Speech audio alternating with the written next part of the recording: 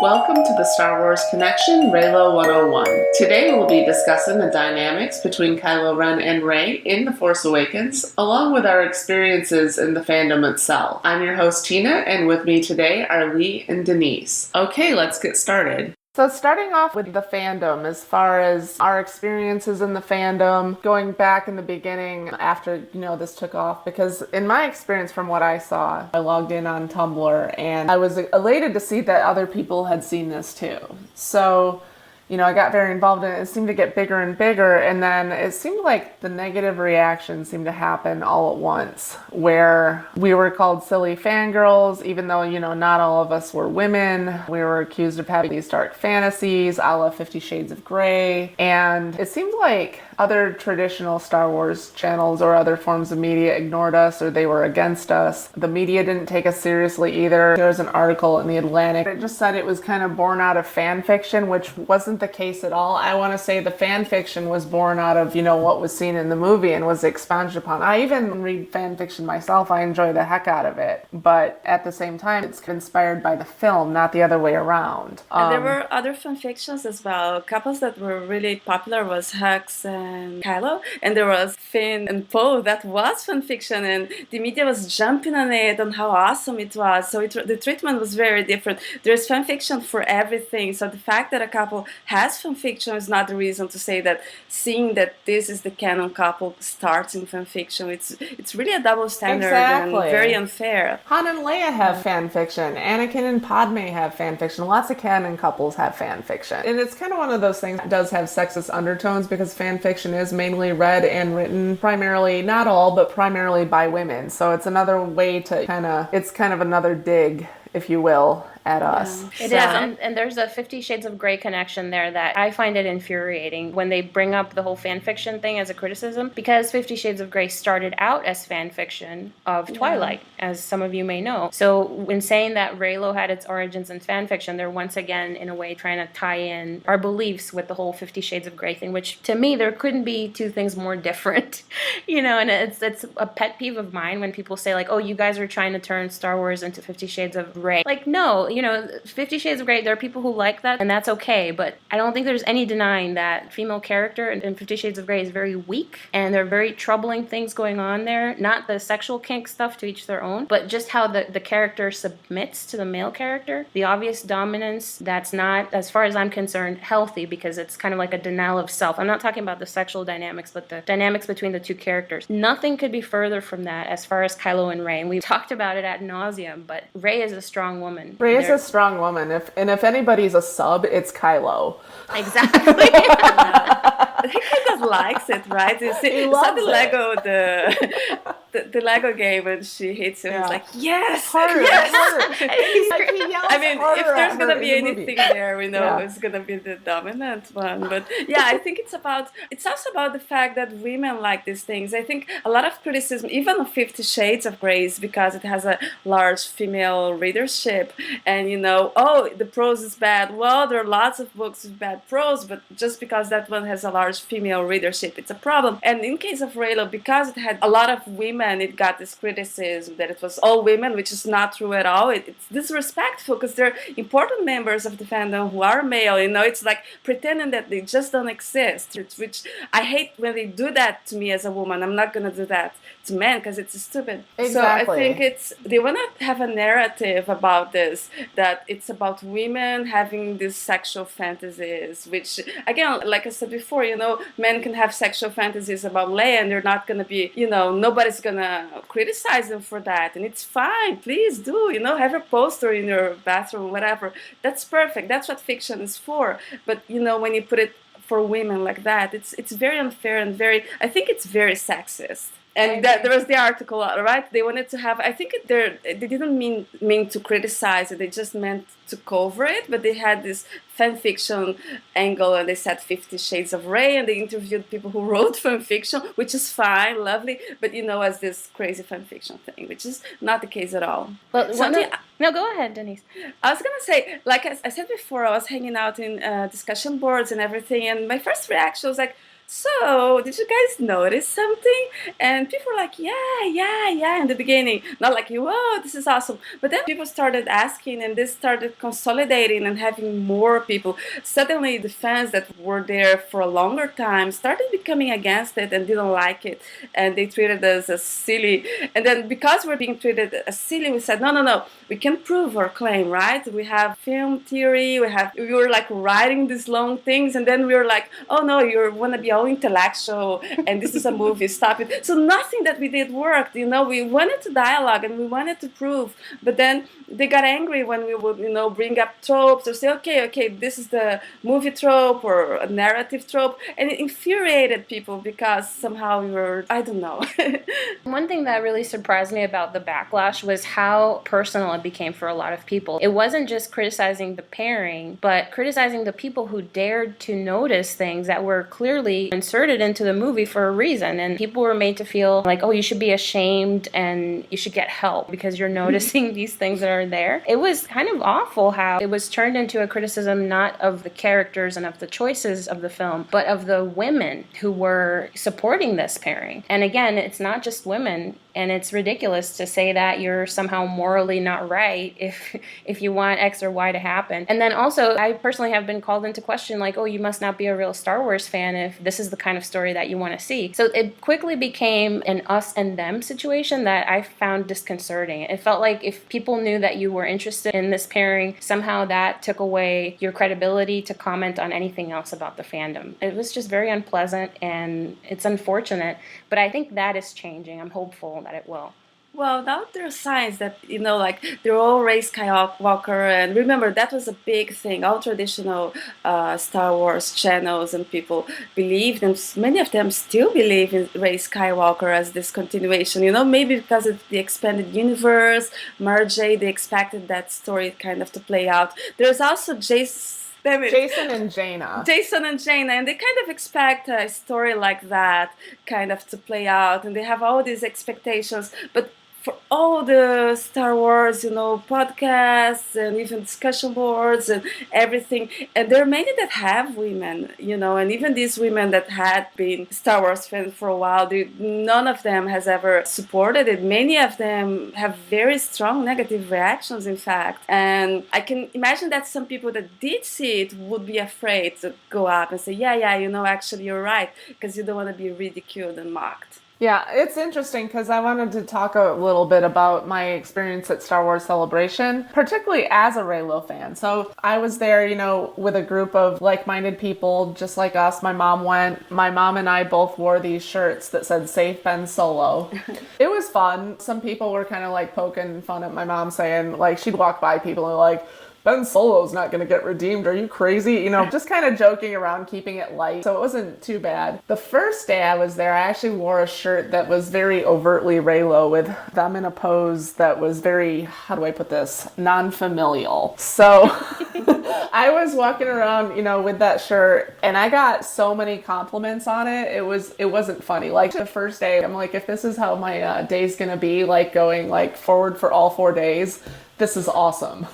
That's nice. So, but a couple of people came up to me and they said, I love your shirt. I wish I was brave enough to wear that. And I'm like, well, considering this is the central story, I don't understand why it should be an odd thing to do, I guess. Yeah. Considering these two are going to be what I know now is the end game.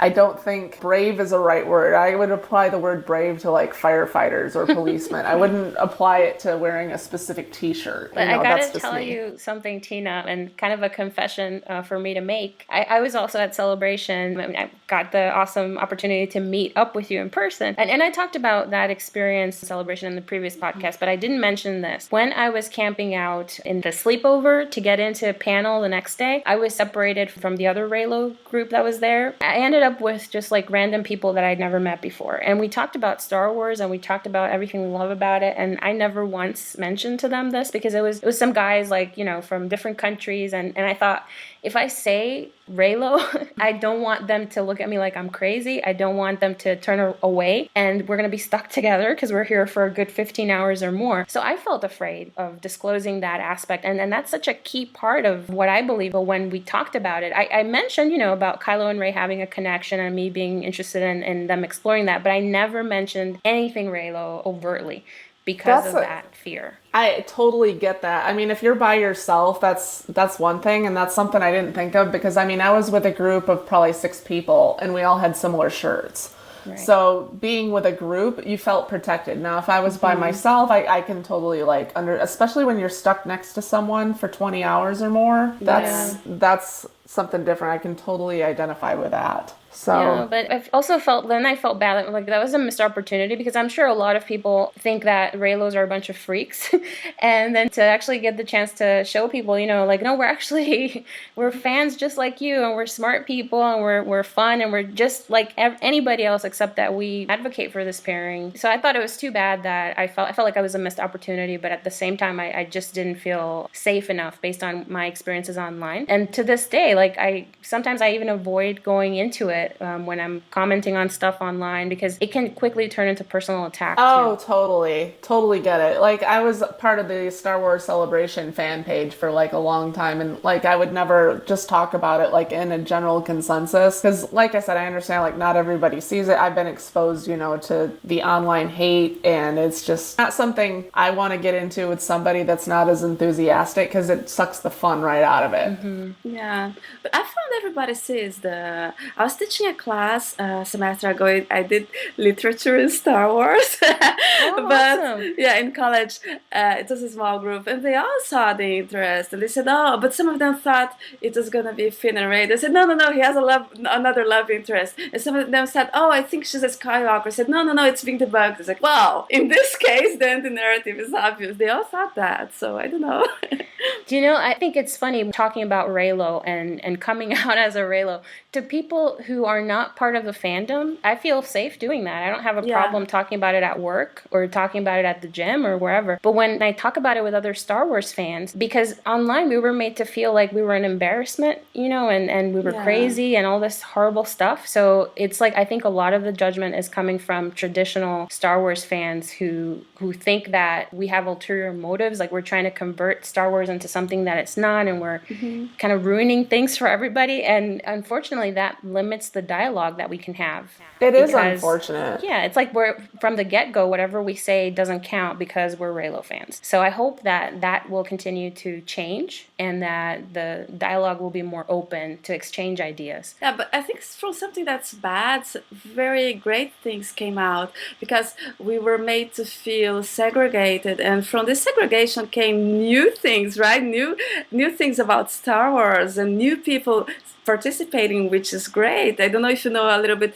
There are many Tumblr blogs that are great, and there's us here talking about Star Wars. And no, we don't talk about Reylo all the time because we're just regular Star Wars fans, and there are lots of things. Lots of great things. Yeah, and I think one of the most awesome things about Reylo for me and the experience of being part of the fandom has been the community building that has occurred as a result. Like I said, I Googled, did anybody else notice this? And then that ended up leading me to a place where other people were talking about it online. And then we just kept talking, and people who had a background in literature talked about that perspective. People who had a background in filmmaking talked about what they knew, and people who had a background in psychology. And so from all sorts of angles, and we pulled together all this knowledge. Amazing meta was being written, and then we would discuss that, and we built friendships. We've built a real community, and I think that's been amazing. So you're right, if we didn't have adversity in many ways, maybe that wouldn't have happened because we wouldn't have felt like we needed to build up a fort. I agree. Some of the our defense against the negative reactions has actually helped build our community even more. So then I think it would have been, you had to make an airtight case for Reylo, so then you had to come up with all this evidence. Yep. Yeah, I think people did that. All the evidence came up, some of it, to say, no, I'm not crazy. I'm not. People are saying, you guys are seeing things. Well, duh, it's a movie. You're supposed to see things. But anyways, we had to write down, okay, this is what we're seeing because of this, and because of that, which in the end was good, because awesome writing has come out, and there are podcasts, and there are fan art, and there's lots of things, and discussion board for that, for people who see that dynamic, and that's really awesome. Some of the fan art is just incredible. I'm blown away by it. You know, fan fiction is fan fiction. It can be either because of the nature of it, it can be really terrible, or it can be really just phenomenal, and it can read like a full-length professional novel. You know, I've really enjoyed some of the fan fiction that's come out of it. The other day I read a great, totally off topic, totally about Reylo look. It was great, it was romantic, but it was so great. I was just curious to know if there was any. We call it Rook, we joke about it. But then it was like this girl that does like this poetry stuff, and it was just beautiful. So, you know, I think, I don't know, fan fiction is this crazy thing. It can go in any direction. I don't read a lot, I should read more, but yeah, it's great.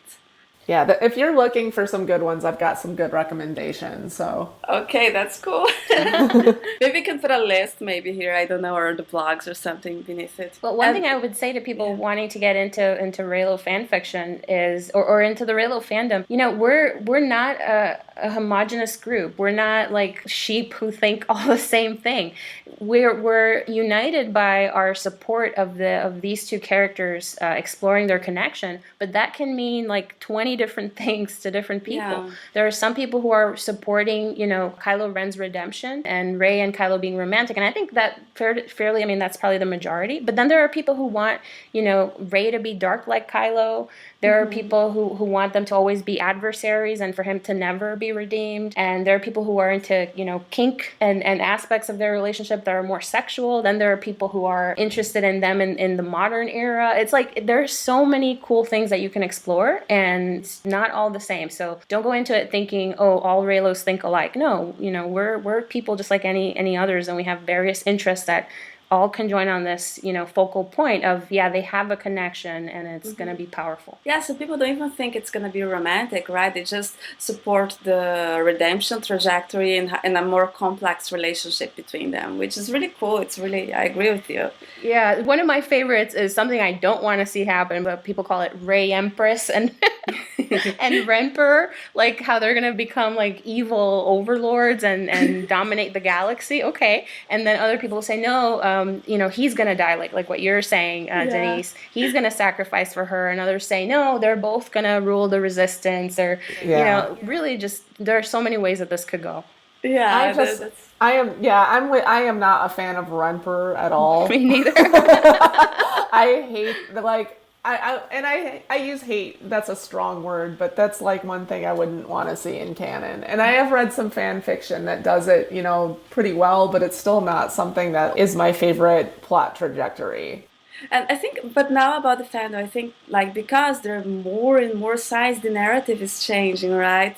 But one thing that irks me a little is when they say that they changed the narrative because of us. It irks me in a way. In another way, I'm like, say, yeah. I got a call from Kathleen Kennedy, and she totally was like, so Denise, what do you think I should do with this thing, you know? And I totally, I feel like it's so ridiculous. I like to look at it on the positive side like you, Denise, and say the same thing. Like, you know, they really think highly of me, so they wanted my input and I gave it. And that's where they're going now. Thank you very much.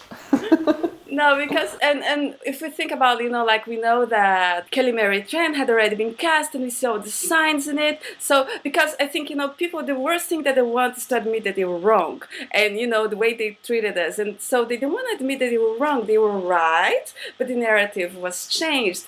Or else they think, you know, no, you guys were imagining things with your dark sexual fantasies, whatever. You know, it just so happens that it's going to be similar to what might happen. But, you know, this is different, because you guys were imagining some kinky, crazy 50 Shades of Grey stuff, and this is different. That's what I think the people who had very strong negative reactions are going to say. I actually wanted to just go a little bit into how the narrative has changed and is changing in regards to Reylo and mainstream. I feel like for a long time, the community was kind of ignored, and people thought, oh, they're crazy, let them talk whatever they want to talk about. But as we're not ignored. I'm sorry to interrupt. We were not ignored. If we had been ignored, it would have been really cool. We were attacked. People were actually attacked for it. So it's quite different. Well, I think some people were attacking, but I think I'm talking about like in terms of mainstream, like Oh, people yeah. didn't really like pay much attention. But then as more of what we've talked about is coming true, and as our speculation is leading to places like it sounds like we're going to be right about a lot of things, people are now paying more attention. And there's a lot of like traditional, more like general Star Wars media that are paying attention to what we're saying. And then you're seeing these podcasts come out and you're hearing people say, well, maybe this could happen. And I think that is in a way legitimizing the process that we've gone through collectively, which is, it's great. But at the same time, it's almost bittersweet how that's what it took for us to be taken seriously. For some guys or Star Wars bros to come in and say, basically repeat everything that the community has been saying. And then now it makes sense because, this guy said it. Yeah. You know what I mean? It's I like to call that the dude bro phenomenon. It's a man putting his stamp of approval on it, and then once that, okay, well, they must be onto something. Yeah. I've seen that happen in a couple of places on the internet firsthand, and it's kind of like, I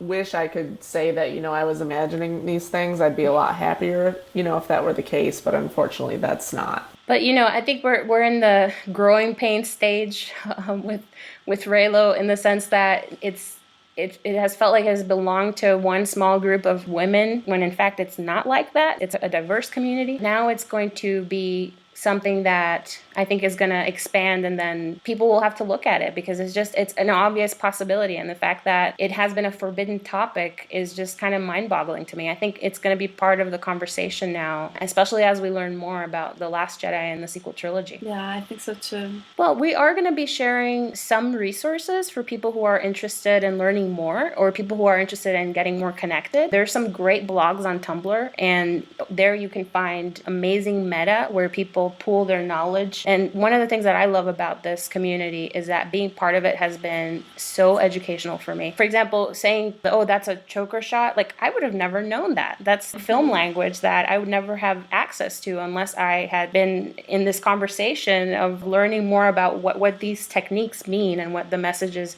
being conveyed. One of my experiences with Reylo was seeing something on screen and recognizing that something was going on, but not understanding how did I know that?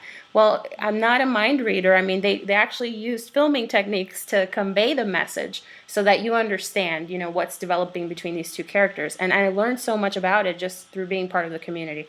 So we're going to share some resources for meta where you can learn even more. And also fan art and fan fiction, places where you can kind of like connect to other people who are at least more open-minded about it.